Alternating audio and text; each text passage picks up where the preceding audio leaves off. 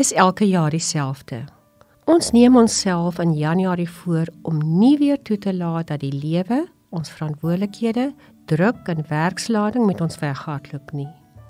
En dan word dit Augustus en is ons reeds besig om ons tempo ernstig te lig, sodat ons die laaste paar rondes van die jaar kan klaarmaak. Kom November is ons bene paplam.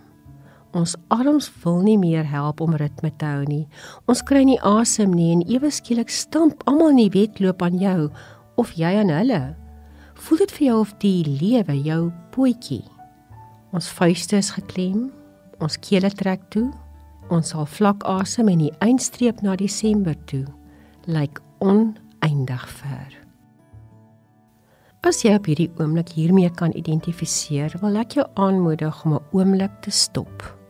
Tydelik van die mal gejaag wedloop te onttrek, van die baan af te klim en vir 'n wyle eenkant op die veld te gaan sit. Stop waarmee jy besig is. Maak jou rekenaar toe, stap eenkant en gaan word net eers stil. As jy dit kan regkry om jouself eenkant te roep, maak vir 'n oomblik jou oë toe. Haal vir 'n paar maal diep asem. Wanneer jy inasem, trek lig, vrede, rus en kalmte in jou longe. En wanneer jy uitasem, gee dan alles wat jou maag so op 'n krop het vir hom. Asem in en uit. O Heilige Here, ek weet U sien my. U sien my ou klein wêreldjie se rondgeskarrel, die frons op my voorkop en U weet alles. Daarom vra ek maar net nou, vou U lig op hierdie oomblik om my.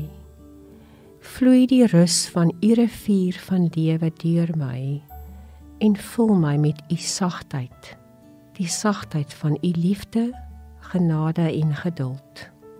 Help my dan om te besef, niks wat ek moet doen of is of wees is regtig so belangrik dat dit my vrede en geluk moet steel nie.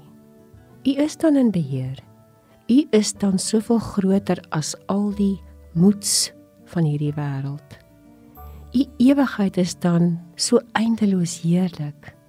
Here, dankie dat U is. Ook nou. Amen.